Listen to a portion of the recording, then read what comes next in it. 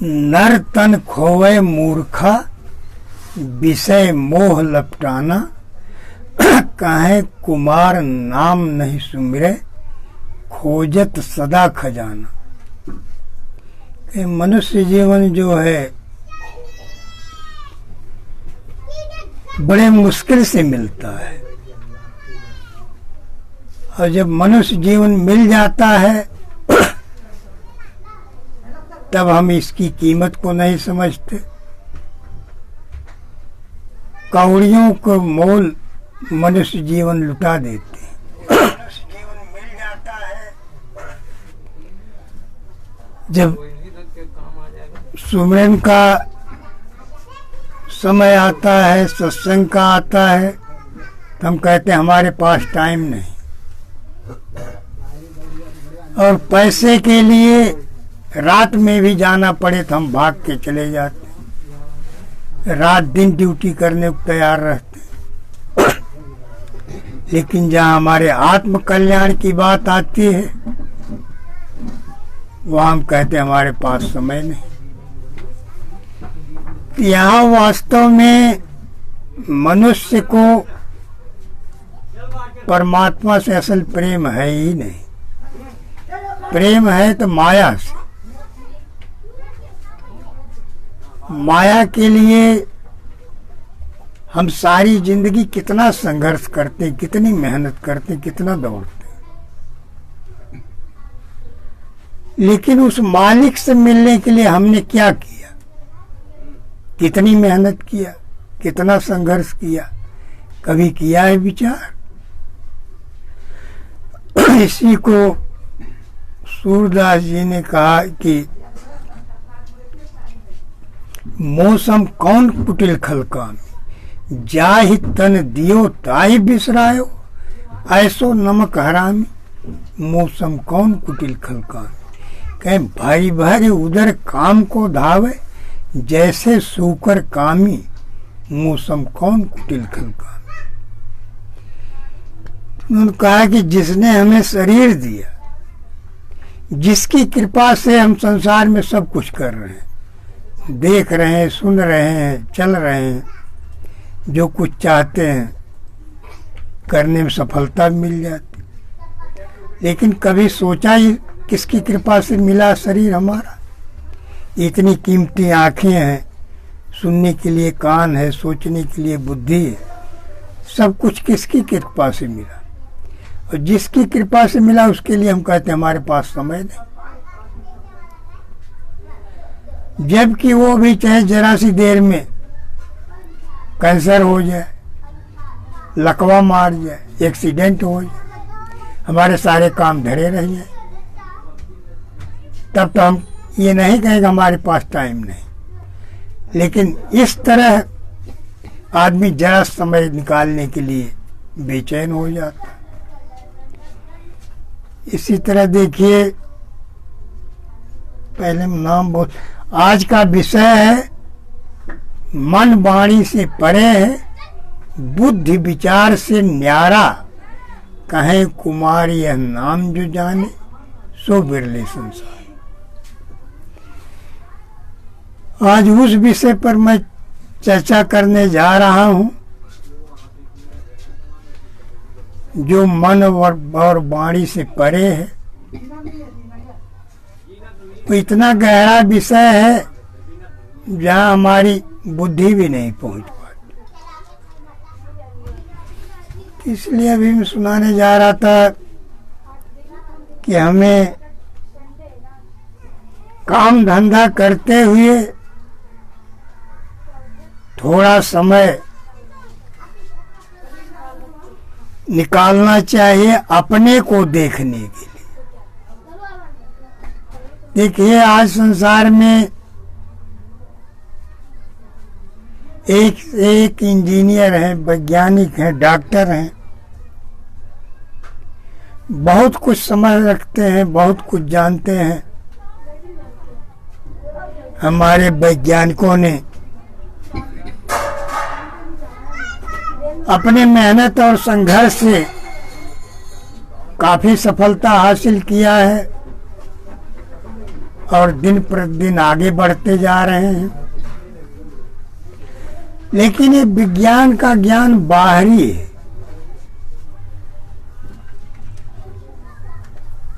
लेकिन हम बाहर बहुत सी चीजों को जानते हैं, इसका ये नाम है, इसका ये नाम है, इसका ये काम है। और वैज्ञानिकों ने मोबाइल बनाया, हवाई जहाज बनाया, टेलीविजन बनाया, एक से एक रॉकेट बनाए, लेकिन अपने को नहीं देख पाए कि मैं कौन हूं, मैं शरीर में कहाँ रहता हूं। कहें बड़े आश्चर्य की बात कि बाहर की बहुत सी चीजें जानते हैं, लेकिन अपने को हम जानते ही नहीं, अपने को हमने देखा ही नहीं। जबकि पास ही हम हकीकत में अपने को जानना सबसे जरूरी है कि मैं कौन हूं। क्योंकि शरीर तो बार बार मिट जाता है, लेकिन वो कौन है जो मिटता नहीं, जो कभी मरता नहीं, जो अविनाशी है, वही हमारा निज रूप है। लेकिन हम अपने को क्या शरीर मानते हैं कि हमारा शरीर ऐसा, हमारा रूप ऐसा है, और इन्हीं बातों में हम उलझते रहते। तो इसलिए कबीर साहब ने कहा, बंदे कर ले आप निबेरा, मुझे कहाँ घर तेरा, अब की बार न चेतहु प्राणी, अंत कोई नहीं तेरा। कहे कबीर सुनो भाई साधु, कठिन काल का घेरा। कि यह संसार में सभी को पता है कि मरना है, लेकिन मरने के बाद जाना कहाँ है, वो कौन सा स्थान है जहां मरने के बाद यदि हम पहुंच जाएं तो जीवन मरण में नहीं आएंगे, शरीर नहीं धारण करना पड़ेगा। इसलिए हमें पहला काम है अपने को देखना, मैं कौन हूं। यहां देखिए, गुरु के पास आते हैं तो बंदगी 3 बार करते हैं। 3 बार क्यों बंदगी की जाती? कहे आयक बायक जायक, इस शिष्य के 3 सवाल हैं कि हे गुरुदेव, मैं कहाँ से आया हूँ, इस समय शरीर में कहाँ हूँ, और मरने के बाद वो जगह कहाँ है जहाँ जाने के बाद हमें अविनाशी पद मिल जाता, अमरता का पद मिल जाता, जहाँ जाने के बाद कभी हम मरते नहीं, जीवन मरण से परे हो जाते। वो कौन सी जगह है? हर शिष्य के यही 3 सवाल होते हैं, और तीनों सवाल का जब जवाब मिल जाता है, हमें प्रैक्टिकल अनुभव हो जाता है, फिर हमें कुछ जानने की जरूरत नहीं। यही 3 सवाल हर व्यक्ति के, क्योंकि मृतलोक है, यहाँ हर एक का मरना निश्चित है। क्योंकि शरीर माया का है, मिट्टी से बना है, तो मिट्टी मिलना निश्चित है। इसलिए शरीर हमें किस लिए बना मिला है? साधना करने के लिए। किस शरीर में बैठकर हम साधना करके अपने को लग सके, अपने को देख सके। क्योंकि कैद में कौन है? हम कैद में, हमारी आत्मा कैद, हमारी आत्मा बंधन। तो आजाद उसको करना है, लेकिन हम जिंदगी में क्या करते हैं? सिर्फ शरीर के, परिवार के लिए।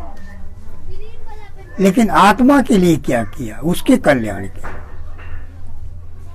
इसलिए उसके कल्याण के लिए ही समय निकालना जरूरी। कहें आगे धंधा पीछे धंधा, धंधे पीछे धंधा, और धंधे में से समय निकाले सो साहब का बंदा। कहें साहब का बंदा, साहब का बेटा कौन है? जो तमाम व्यस्त होने के बाद भी सत्संग के लिए, सुमिरन के लिए समय निकाले।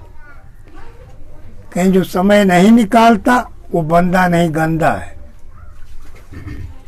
क्योंकि आत्मा जो निज रूप, उसके लिए समय नहीं निकाला।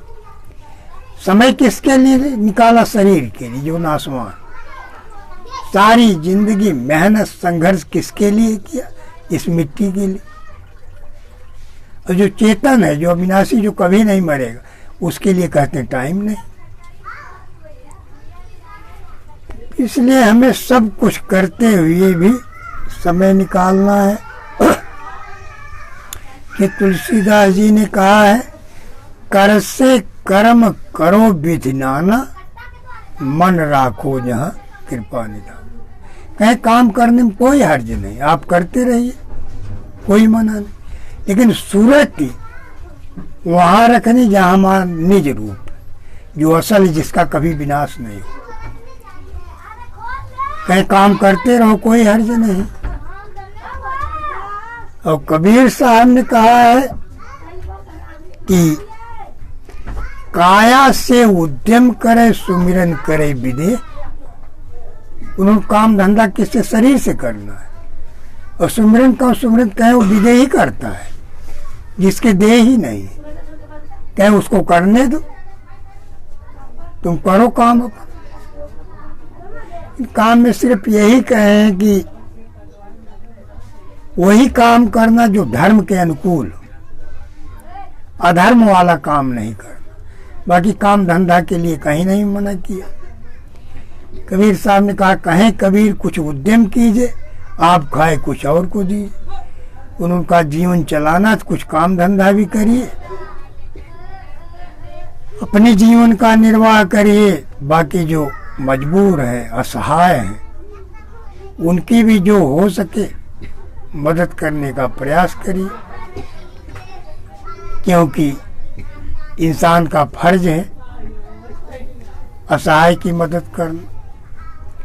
इसलिए थोड़ा बहुत जो हो सके वो भी करना चाहिए। इसी को मैंने लिखा, सुमिरै सतनाम करे सब कामा, और कहे कुमार सो परम सया। लिखा वो व्यक्ति जो सतनाम का सुमिरन करे और काम धंधा करके अपने जीवन का निर्वाह करे, वो सबसे समझदार है। इसलिए हमें सोच समझ के चलना है। देखिए, ये कुछ लोगों ने अपने अपने सवाल रखा है। ये एक है, ये प्रताप सिंह जी पारक पंथ से, इनके सहयोगी राम देश्याम जी और भी हैं। ये लोग पहले भी सवाल करते रहते थे, अब भी बहुत से बातें लिखते रहते हैं। इनको पहले भी मैंने समझाने का प्रयास किया था, लेकिन ये लोग हकीकत में लकीर के फकीर हैं, पारक पंथ वाले। इनके यहाँ जितने भी हैं सब बीजक याद कर डालेंगे, साखी ग्रंथ याद कर, और कितनी भी बात करते रहिए वो घुमा फिरा के वहीं रहेंगे, उससे ऊपर उठना नहीं चाहते। ये लोग परमात्मा को नहीं मानते। ये प्रताप सिंह जी ने लिखा है, कबीर धरती ना हती तब रहो एक भगवान, जिन यह देखा नजर भर वह रहो कौन मकान। देखिए प्रताप सिंह जी, आपने भगवान का नाम लिया, माना तो उस सत्पुरुष को कि वो जब अकेले था तब जिसने देखा वो कहाँ था। देखिए प्रताप सिंह जी, आप लोग इसलिए नहीं समझ पा रहे हैं क्योंकि आप लोगों ने प्रैक्टिकल किया नहीं, सिर्फ बातों में उलझे रहे। इसलिए देखिए, कबीर साहब ने भी और भी संतों ने समझाया है। जानते हैं जीव का घर क्या है? आपने मकान कहा है ना, तो जीव कौन से मकान में रहता जानते हैं? आप नहीं बता पाएंगे क्योंकि कभी प्रैक्टिकल किया ही नहीं। जीव का घर शब्द है और शब्द का कभी नहीं विनाश हो। परमात्मा का दर्शन कहाँ से किया? शब्द वाले घर में रहकर उस मालिक को देखा। इसलिए हमें सोच समझ के चलना सब कुछ है। कहीं सकल पदार्थ है जग माही, कर्महीन नर पावत न। कुछ असंभव नहीं इस संसार। दृढ़ विश्वास होना चाहिए, दृढ़ आस्था होनी चाहिए। पहले भी कुछ लोगों का उस मालिक से मिलन हुआ, आज भी कुछ ऐसे हैं, आगे भी रहें। ऐसा कभी नहीं होगा कि उससे मिलने वाला कोई ना हो। इसलिए एक तो दृढ़ विश्वास रखिए और दूसरे, मुझे पता पारक पंथ में साधना वगैरह कोई नहीं करता, फिर भी इन्होंने लिखा है कि समाधि से, ध्यान से स्थित हो सकते हैं, लेकिन ऐसा नहीं है।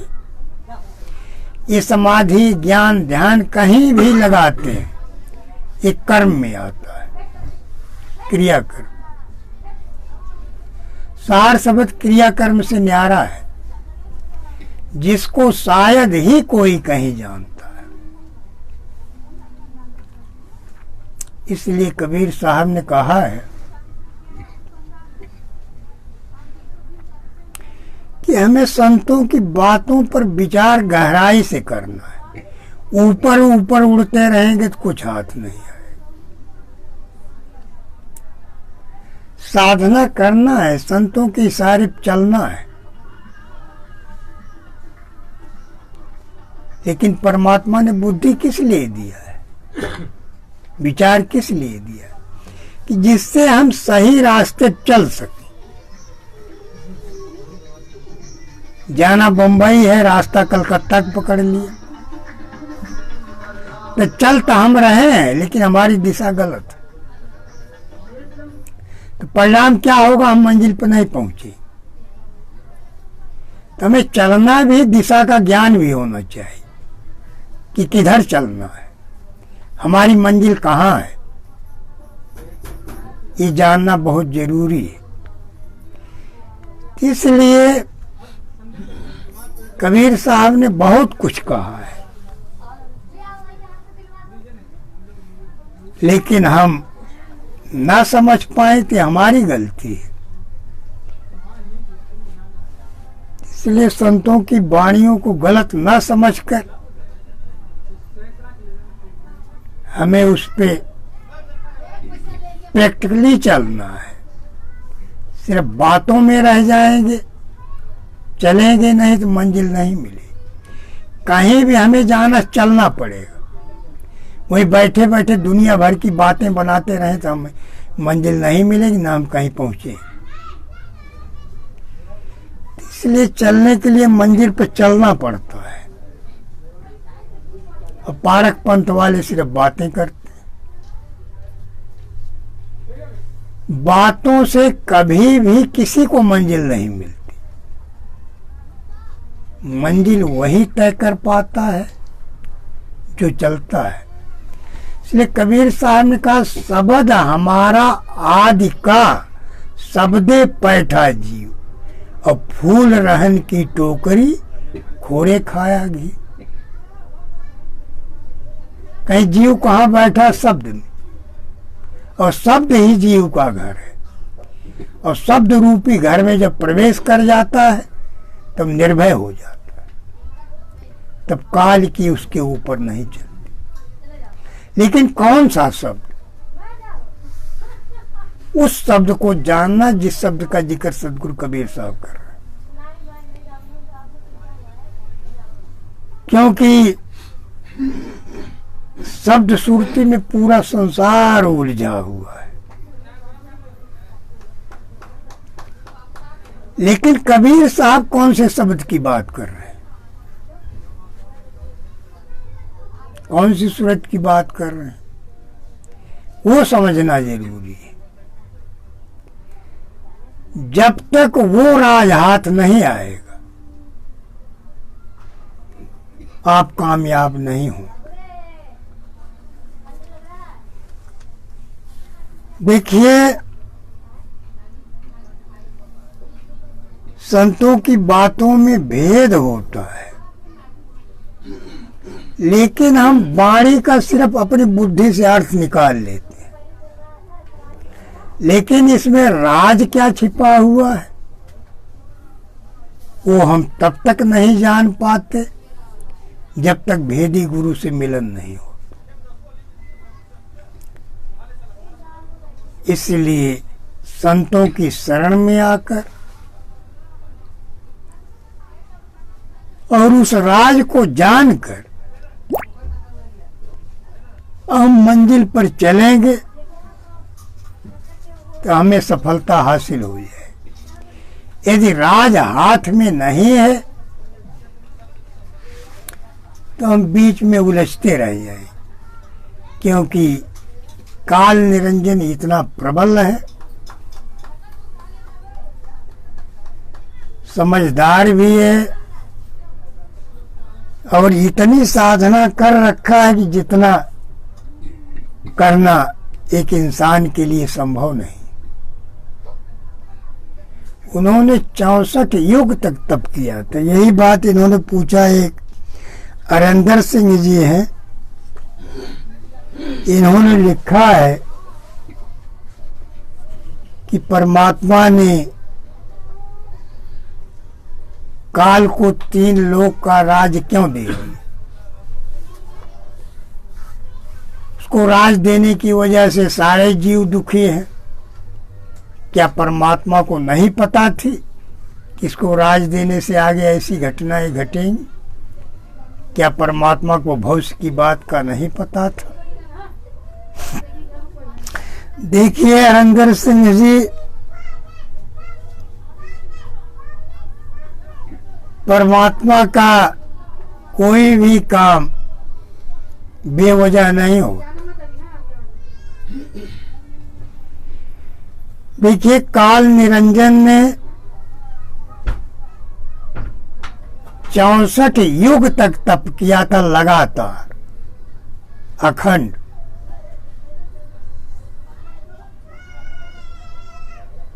और जो भी तप साधना भजन करता निष्फल नहीं जाता। उसका हक जब भी आप मांगेंगे मिलेगा। तो काल निरंजन ने ये राज्य मांगा तब उन्होंने दे दिया। संसार की सब स्थापना भी किया, लेकिन अब आत्मा की रचना कैसे करें?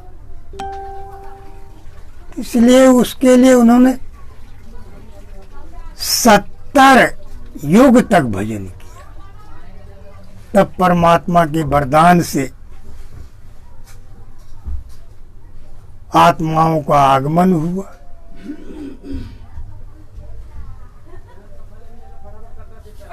लेकिन सत्पुरुष ने आत्माओं को संदेश दिया था कि संसार में जाकर तुम्हें सिर्फ सूरत हमारी तरफ रखा। सूरत रखने से तुम्हारा पतन नहीं होगा। लेकिन निरंजन ने माया का जाल ऐसा रच दिया कि सभी जीव माया से मोहित होने लगे। कंचन और कामिनी काल के लिए एक चारा है। जिस तरह बहेलिया कबूतर को फंसाने जाता है, चारा डालता है, बंदर को फंसाते हैं, चने डालते। उसी तरह से कंचन और कामनी एक तरह से जीव को फंसाने का, बंधन में लाने का एक चारा, जिससे जीव उसमें फंसे। ये कमी हमारी थी जो हम माया में उलझते गए, गिरते गए, और इस वजह से हमारी शक्तियां क्षीण होती चली गई, क्षीण होती चली। कहीं जीव पहले क्या था? पार ब्रह्म परमेश्वर था, फिर परमेश्वर हुआ, ब्रह्म हुआ, जीव बन गया। कहीं घटते घटते यूं घटा, जीव रूप भया आप, आदि बाप से बिछड़ कर गए बहुत संताप। कि आज बाप जो सबका सरताज, सबका मालिक, उससे हम बिछड़ गए, अलग हो गए, और हमने अपनी सुरती कहाँ रखा? माया में, कंचन में, काम में। इसलिए हमारी शक्तियां धीरे धीरे धीरे क्षीण होती चली। यहाँ तक हम इतने निर्बल हो गए कि अपना घर ही भूल गए कि हमारा परम धाम कहाँ है, हम कहाँ के रहने वाले। इसलिए कहीं जिस तरह गिरते गिरते गिर गए, उसी तरह तुम्हें उठना, धीरे धीरे धीरे धीरे ऊपर। कहीं तुम उठने लगो, उठते उठते फिर वही पद तुम्हें मिल जाए जहां के पहले कभी निवासी थे। कहीं तुम अपनी कमियों के कारण गिरे हो। इसलिए अरविंदर जी, ये सब परमात्मा का खेल है। ये जीवन मरण, ये परमात्मा की निगाह में कोई वैल्यू नहीं। ये उसका सिर्फ खेल। उसको पता है आत्मा अमर है, वो तो मरने वाली नहीं। विनाश किसका होता? शरीर का, जो मिट्टी का है। इसलिए तो अज्ञानी को जीवन मरण का भ्रम है। जो ज्ञानी है उसको न जीने की खुशी है, न मरने की चिंता। वो तो चिंता खुशी से परे है। कहीं सुख दुख से एक परे परम पद, सोई है सुखदायी। सुख और दुख से ऊपर उठ जाइए। कहीं जब तक उससे ऊपर नहीं उठ जाओगे, तब तक ये संसार में उलझते रहोगे। इसलिए इसको रचने में परमात्मा का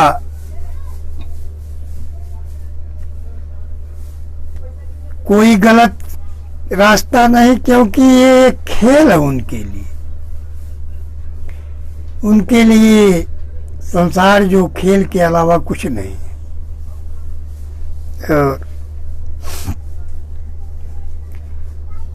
एक है ये रमेश जी,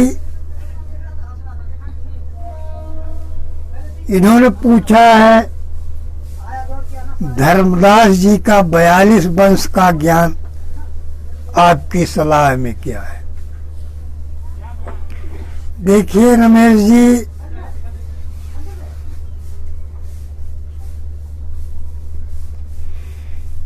ये वंश गद्दी जो है कबीर साहब के आशीर्वाद से बनी है, और धर्मदास जी परम ज्ञानी थे।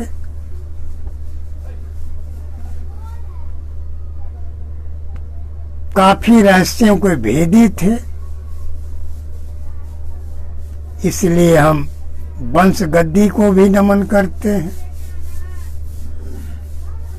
क्योंकि कबीर साहब के आशीर्वाद से बनी है। बाकी देखिए, हम न किसी पंथ की बुराई करते हैं,